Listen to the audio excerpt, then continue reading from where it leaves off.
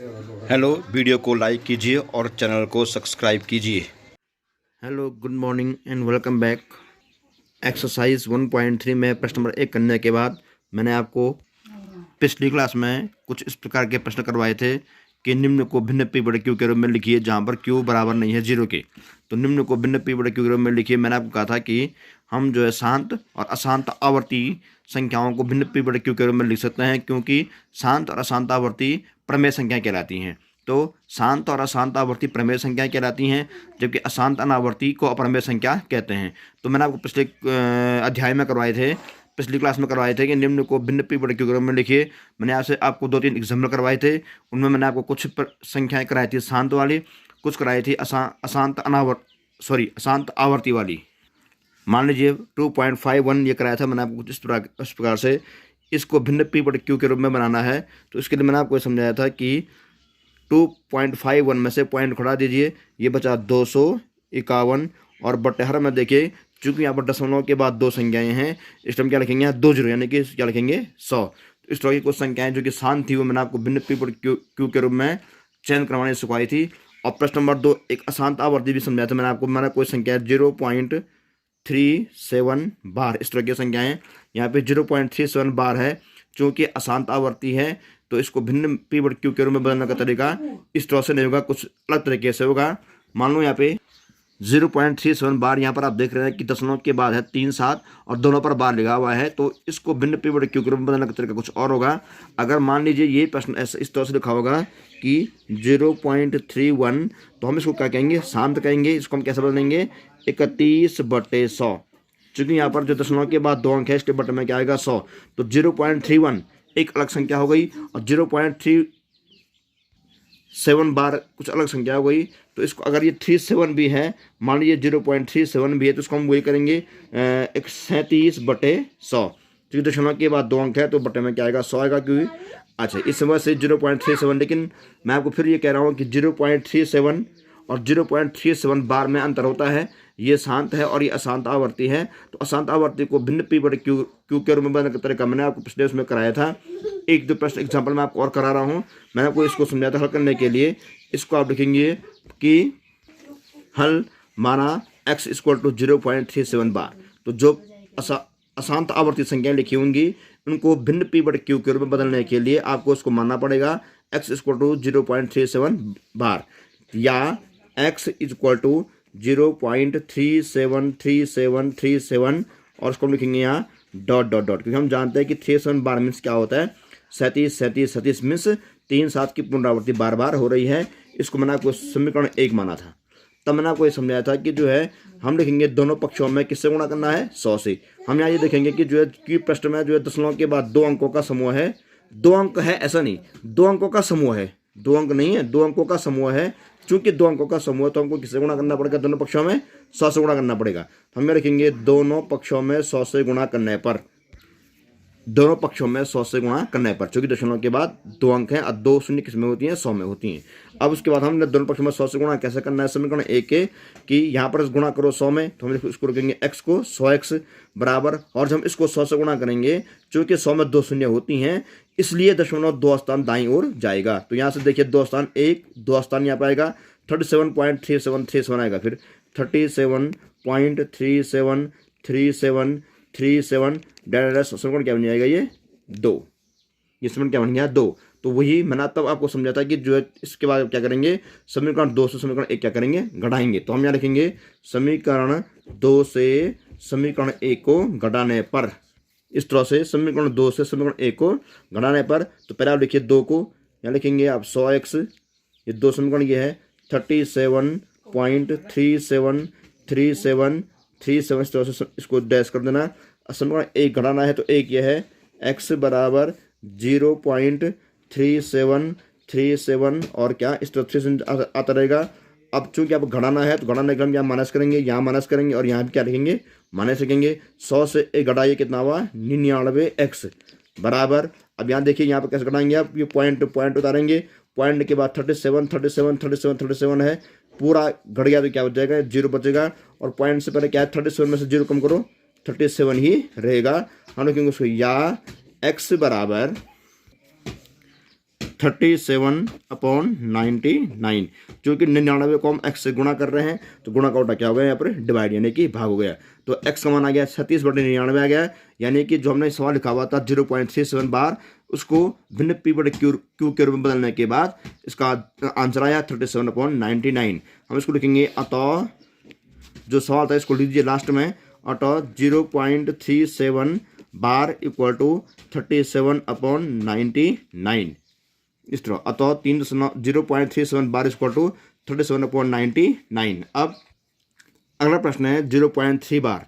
अब यहाँ पर ये प्रश्न इस प्रश्न से थोड़ा डिफरेंट है। मान लीजिए मैं आपको इसी प्रश्न को फिर करा रहा हूँ,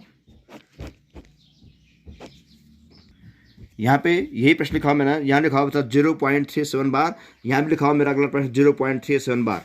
लेकिन इन दोनों में फ़र्क ये है, यहाँ पे जो 0.37 है 37 बार है, बार जो है दोनों संख्याओं में लगा हुआ है। तो चूंकि बार दोनों संख्याओं में है तो हमने क्या किया, दोनों पक्षों में 100 से गुणा किया था।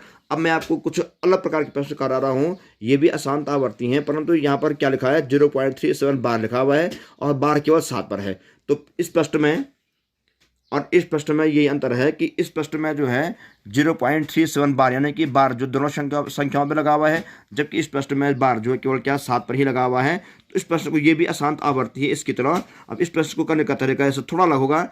इसको हम कैसे करेंगे हल, माना x बराबर 0.37 बार। तो इस तरह के प्रश्नों को इस तरह के प्रश्नों को करने में थोड़ा अंतर रहेगा। तो यहाँ पर इसको समझिए कि माना x बराबर 0.37 बार या x बराबर 0.37777 डैश देगा, 7 क्या बन जाएगा, ये 1 बन जाएगा। तो यहाँ पर मैंने ये कहा है चूंकि इस प्रश्न में जो है बार केवल 7 पर है, 3 पर नहीं है।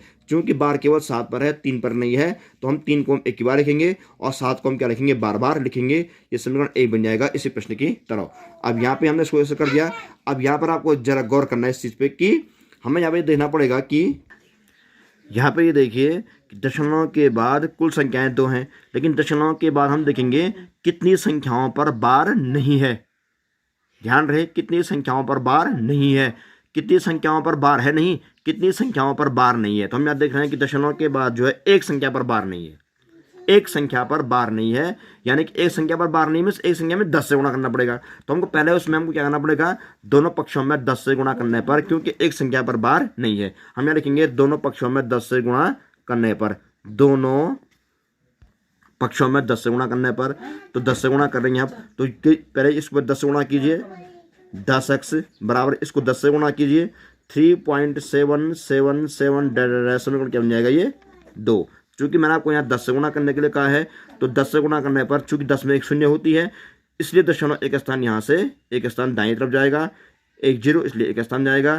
तो 3.777 आ गया, ये समीकरण क्या बन गया, 2 आ गया। अब यहाँ पे चूंकि मैंने आपको ये कहा था ये प्रश्न इस तरह से है कि यहाँ पर जो है 0.37 बार, लेकिन दशमलव के बाद जितनी भी संख्याएं हैं बार सभी संख्याओं में नहीं है, केवल 7 में बार है। तो यहाँ पर आपको समीकरण 3 बनाने पड़ेंगे। एक समीकरण ये बन गया आपका जो मैंने बताया आपको, दूसरा भी ये बन गया। और हम ये देखेंगे कि दोनों पक्षों में पुनः दोनों पक्षों में 100 से गुणा करने पर 100 से, इसलिए मैंने आपको ये कहा था कि पहले हम ये देखेंगे इस बार प्रश्न में हम देखेंगे कि हमने यहाँ 10 से गुणा किया कि हम देखेंगे पहले कि जो है कितने संख्याओं पर बार नहीं है, दशमलव के बाद कितनी संख्याओं पर बार नहीं है, एक संख्या पर बार नहीं है। और दूसरे हम देखेंगे कि दशमलव के बाद पूरी संख्या कितनी है, दशमलव के बाद पूरी संख्याएं कितनी है, मीन्स पूरी संख्या में चाहे में बार है चाहे बार नहीं है, पूरी संख्या गिनेंगे। हम यहाँ देख रहे हैं कि इस प्रश्न में जो दशमलव के बाद 2 संख्याएं हैं, तो दोनों पक्षों में किससे गुणा करना है, अब 100 से गुणा करना है। तो हम यहाँ रखेंगे दोनों पक्षों में 100 से गुणा करने पर, दोनों पक्षों में 100 से गुणा करने पर। तो किस में गुणा करेंगे, समीकरण 1 में। समीकरण 1 में हमने पहले 10 से गुणा किया, अब समीकरण 1 में हम क्या करेंगे, 100 से भी गुणा करेंगे। तो यहाँ x में गुणा किया 100 से, तो कितना आया 100x बराबर। अब यहाँ पर चूंकि हम 100 से गुणा कर रहे हैं, तो समीकरण 1 में जो है 100 से गुणा करने पर यहाँ चूंकि 100 में 2 शून्य होती हैं, इसलिए 1 2 स्थान दशमलव यहाँ जाएगा 37.77 हो जाएगा। और इसको डायरेक्ट करेंगे, इसमें क्या बन जाएगा, ये 3 बन जाएगा। तो यहाँ पर बनेंगे समीकरण 1, समीकरण 2, समीकरण और क्या 3। आपको यहाँ पर क्या करना है, समीकरण 3 से घटाएंगे समीकरण 2, एक को छोड़ दीजिए, समीकरण 3 से समीकरण 2 को घटाने पर। तो यहाँ देखिए आप समीकरण 3 को समीकरण 3 से समीकरण 2 को घटाने पर, समीकरण 3 से समीकरण 2 को घटाने पर। तो अब यहाँ देखिए 3 कौन सा लिखा हुआ था, 100x बराबर 37.777 डैश और समीकरण 2 कौन सा लिखा हुआ था 10x। इसके नीचे लिखिए 10x बराबर 3.777। ये डैश आ गया, यहाँ लाइन खींचिए उसी की तरह। चूंकि हमें घटाना है तो यहाँ आएगा माइनस, यहाँ भी आएगा माइनस 10। 100 से 10 गया कितना हुआ 90x बराबर। अब यहाँ की दशमलव के बाद 10 डेसिमल लिया गया, डेसिमल के बाद केवल 7 है तो 7 से 7 गया 0 0 0 आएगा। और 37 से हम 3 कम करें कितना होगा 34। कितना होगा ये 34, तो आ गया 34.0 क्या 0। अब लिखेंगे या x बराबर, यहाँ पे x बराबर कितना आएगा 34/90, क्योंकि दशमलव के बाद दशमलव बराबर के बाद 34 लिखा हुआ है और x और 90 गुणा हो रहा है तो गुणा का उल्टा क्या हो जाएगा भाग। तो x बराबर 34/90, x बराबर 34/90। चूंकि 2 से कट रहा है 2 से काट दीजिए, 2 एकम 2, 2 से 14, 2 चौको 8, 2 पंजे 10, 17 कितना आ गया। अगर ये कट रहे हैं तो काट दीजिए। अब देखिए उत्तर अतः जो प्रश्न था 0.37 बार इक्वल टू 17/45, तो इसका क्या है आंसर हो गया। अब मान लीजिए क्वेश्चन नंबर 3 लिखा हुआ है, तीसरा एग्जाम्पल 0.213 बार। यहाँ पर देखिए, यहाँ पर तीनों संख्या पर बार नहीं है। अगर तीनों संख्या पर बार होगा तो हम क्या करेंगे 1000 से गुणा करेंगे, बस हो गया। लेकिन यहाँ पर हम देख रहे हैं 0.213 बार है। ये प्रश्न किस प्रकार का है जिसमें जो तीनों संख्या पर बार नहीं है, केवल 13 पर बार है, 2 पर बार नहीं है। तो हम यहाँ पर इसको कैसे करेंगे, जब मैंने आपको समझाया, हम लिखेंगे पहले माना x बराबर 0.213 बार, 13 पर बार लगाया, हमने इसको लिया या x बराबर 0.213। चूंकि 13 पर बार है यानी कि 13 को ही 12 बार लिखेंगे, 13 13 13 डैश आ गया। इसमें क्या बन जाएगा ये समीकरण क्या बन जाएगा ये 1। अब मैंने आपको जो इससे पहले प्रश्न में कहा था, हम क्या करेंगे यहाँ पर गुणा करेंगे हम 2 बार। कैसे, हम पहले देखेंगे कितनी संख्याओं पर बार नहीं है। एक संख्या पर बार नहीं है और दूसरे बार में कुल कितनी संख्याएं हैं 1 2 3, दशमलव के बाद कुल कितनी संख्याएं 3 संख्याएं हैं। तो पहली बार हम 10 से गुणा करेंगे क्योंकि एक संख्या पर बार नहीं है। दूसरी बार हम 1000 से गुणा करेंगे क्योंकि दशमलव के बाद कुल 3 संख्याएं हैं। लिख दिया दोनों पक्षों में 10 से गुणा करने पर, क्योंकि दशमलव के बाद एक अंक पर बार नहीं है। एक अंक में से 10 से गुणा करना है दोनों पक्षों में। तो समीकरण 1 है, इसको दोनों 10 से गुणा कीजिए, x को 10 से गुणा कीजिए, 10x बराबर, चूंकि 10 से गुणा करना है, 1 0 है तो यहाँ से एक, चूंकि 1 0 सर यहाँ से यहाँ जाएगा तो 2.1313 और क्या आएगा डैश आएगा। समीकरण क्या बन जाएगा ये, समीकरण क्या बन जाएगा ये 2। अब हम क्या रखेंगे, फिर से हम देखेंगे कि दशमलव के बाद एक अंक पर बार नहीं है तो एक अंक के लिए 10 से गुणा कर चुके हैं। अब दूसरी बार हम देखेंगे दशमलव के बाद कुल कितनी संख्याएं हैं, ये नहीं कि कितनी संख्या बार है ना, दशमलव के बाद कुल कितनी संख्याएं हैं, दशमलव के बाद कुल 1 2 3 संख्याएं हैं। तो अब के बार हम 3 शून्य यानी कि 1000 से क्या करेंगे दोनों पक्षों में गुणा करेंगे। तो हम रखेंगे दोनों पक्षों में 1000 से गुणा करने पर, दोनों पक्षों में 1000 से गुणा करने पर। अब कीजिए समीकरण 1 में, समीकरण 1 में हमने 10 से गुणा कर दिया है और समीकरण 1 में हम किससे गुणा करेंगे 1000 से गुणा करेंगे। चूंकि समीकरण 1 ये लिखा हुआ है तो यहाँ 1000 से गुणा कीजिए। पहले x को 1000 से गुणा करने पर 1000x बराबर, इधर देखिए चूंकि हम 1000 से गुणा कर रहे हैं, 1000 में कितने अंक हैं 1 2 3 अंक होते हैं तो यहाँ पे दशमलव के 3 अंक दाएं तरफ जाएगा, 1 2 3 यहाँ पे आएगा तो 213.1313 213.1313 डैश आएगा। समीकरण क्या बन जाएगा ये 3 बन जाएगा। इसमें समीकरण 1 2 और क्या बनेंगे 3 बनेंगे और उसके बाद हम लिखेंगे समीकरण क्या 3 से समीकरण 2 को घटाने पर, समीकरण 3 से समीकरण 2 को घटाने पर। उसके बाद हम लिखेंगे 3 कौन सा है 1000, 1000x बराबर 213.1313 डैश और समीकरण जो 2 है वो क्या है 10x, 10x बराबर 2.1313 डैश आ गया। तो 3 ये है और 2 ये है, हमने उसको लिख दिया। हम ये खींचेंगे लाइन, यहाँ चूंकि हमें घटाना पर है यहाँ लिखेंगे माइनस, यहाँ लिखेंगे माइनस, घटाइए इसको, 1000 में से 10 घटाओ कितना हुआ 990x, क्योंकि 0 का 0 आया, 10 से गया 9, यहाँ क्या आ गया 9, तो 1000 में से हम 10 घटाएंगे तो 990 आएगा। बराबर पॉइंट को रहने दीजिए, दशमलव के बाद 13 13 में से 13 13 गया, यहाँ गया 0। अब 213 में से 2 कम कीजिए कितना होगा 211, तो आ गया क्या 990x बराबर 211.0 यानी कि 211। हम इसको लिखेंगे या x बराबर 211/990।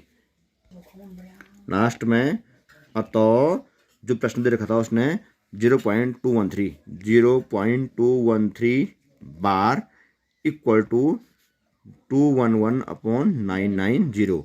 अतः 0.213 बार बराबर 211/990, ये इसका आंसर है। अब बुक में एक्सरसाइज 1.3 में आपने प्रश्न नंबर 1 कर दिया था कि कौन सी दशमलव प्रसार शांत है, कौन सी दशमलव प्रसार अशांत आवर्ती है। अच्छा, यहाँ पे आपने ध्यान रहे, आपने कई बार कॉपी में गलती करे की है, शांत को शांत लिखा हुआ है परंतु अशांत को केवल अशांत लिखा हुआ है। ध्यान रहे, अशांत को आप केवल अशांत नहीं अशांत आवर्ती लिखेंगे। पूरा लिखना पड़ेगा आपको कि इसका दशमलव प्रसार अशांत आवर्ती है। चलो प्रश्न नंबर 2।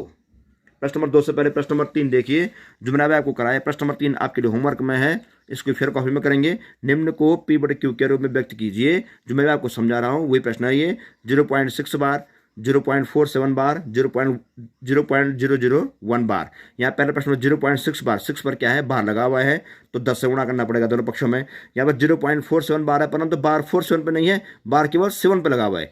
तो एक बार हम क्या करेंगे, दोनों पक्षों में 10 से गुणा करेंगे और दूसरी बार किससे गुणा करेंगे, 100 से, क्योंकि दशमलव की बात पूरी 2 अंक हैं। और तीसरा प्रश्न जो है 0.001 बार लिखा हुआ है, तो यहाँ पर चूंकि दशमलव के बाद 3 संख्या और बार क्या तीनों पर लगा हुआ है, तो हम किससे गुणा करेंगे, दोनों पक्षों में 1000 से गुणा करेंगे। अब प्रश्न नंबर 3 को आप फेर में करना। इसके बाद प्रश्न नंबर 2 है, इस पर लिखा हुआ है कि आप जानते हैं कि 1/7 बराबर 0.142857 है। उसने 1 में 7 का भाग करके कर रखा है। इसका जो आंसर आ रखा है वो कितना रखा है, 0.142857 बार है। तो यानी कि वास्तव में लंबा भाग किए बिना क्या बता सकते हैं कि 2/7, 3/7, 4/7, 5/7, 6/7 दशमलव प्रसार क्या हैं। तो इसको देखिए, उसने दे रखा है क्वेश्चन नंबर 2 में किताब से 1/7 का मान है 0.142857 बार। तो उसने कहा कि 1/7 का मान ऐसा है, तो आपको कौन से मान निकालने हैं, इसके अलावा आपको मान निकालने पड़ेंगे। 2/7 के मान निकालिए बिना भाग किए हुए, 3/7 का मान निकालिए बिना भाग किए हुए, 4/7 का मान निकालिए बिना भाग किए हुए, ऐसे 5/7 का मान और 6/7 का मान निकालिए बिना भाग किए हुए। तो 1/7 का मान उसने दे रखा है 2/7, 3/7, 4/7, 5/7, 6/7 का मान आपको खुद निकालना है। निकालेंगे आप कैसे, मैं आपको समझा रहा हूँ, आप उसको खुद करना। देखिए यहाँ लिखा हुआ है 2/7, हम इसको लिखेंगे 2/7 बराबर 2 गुणा गई 1/7। देखिए 2/7 को हम लिखेंगे 2 × 1/7, क्योंकि हमने 2 को अलग कर दिया, इसको हमने इसको इस रूप में लिख दिया। बराबर लिखेंगे 2 गुणा गई। अब चूंकि 1/7 का मान कितना दे रखा उसने ये प्रश्न में, तो यहाँ लिखेंगे 2 गुणा गई 1/7 का मान कितना आएगा, इतना आएगा 0.14287 बार। तो इसको हमने यहाँ इस तरह से लिख दिया। तो 2 गुणा 1/7 बराबर 2 गुणा गई 1/7 का मान किताब से हम इसको यहाँ लिख दिया। हम इसको बराबर करेंगे और इसको मल्टीप्लाई कीजिए सिंपल तरीके से। 2 7 14 का 4, हांसली 1, 2 हांसली 1, 2 10 11 का 1, हांसली 1, 2 17 का 7, हांसली क्या 1, 2 4 क्या 5 और 2 चौकू 8 और 2 एकम 2, पॉइंट आएगा और 0 भी आएगा। यहाँ पर क्या लगेगा, पूरा बार लगेगा। तो इसका मान जो है ये आ गया है। अब उसी प्रकार से 3/7 भी इक्वल टू 3 × 1/7 इक्वल टू फिर 3 × 1/7 का मान किताब में दे रखा है उसने प्रश्न में 1 4 2 8 5 7 और क्या लगाइए, इस पर बार लगाइए। फिर हम करेंगे बराबर, इसको 3 को इससे गुणा कीजिए, 3 7 21 का 1, हांसली 2, फिर जो है 3 15 2 17 का 7, हांसली 1, 3 24 25 का 5, हांसली 2, 3 6 2 8, 3 7 3 चौको 12 का 2, 3 क्या 4 और आगे से क्या आएगा, ये सॉरी पॉइंट भी यहाँ पे 0 भी है यहाँ पे, तो यहाँ आएगा पॉइंट क्या 0 और यहाँ पे क्या लगाएंगे आप, बार लगाएंगे। इसका मान भी इस तरह से हमने निकाल दिया। इस प्रकार से 4/7 भी 4 × 1/7 इज इक्वल टू 4 × और 1/7 का मान क्या लिखा हुआ है 0.14287 बार लिखेंगे, बराबर करेंगे, फिर उसको 4 से गुणा करके 4 को उससे गुणा करके जो यहाँ लिखे यहाँ लिख देंगे। ऐसे ही आप 5/7 और 6/7 का मान भी निकाल सकते हैं। तो आपके लिए आज का होमवर्क एक्सरसाइज 1.3 में क्वेश्चन नंबर 2 और उसके अलावा क्वेश्चन नंबर 3। तो आप प्रश्न नंबर 2 और प्रश्न नंबर 3 को होमवर्क में फिर कॉपी में करके इसको व्हाट्सएप से मुझसे चेक करवा दें। अगली क्लास तक के लिए गुड बाय।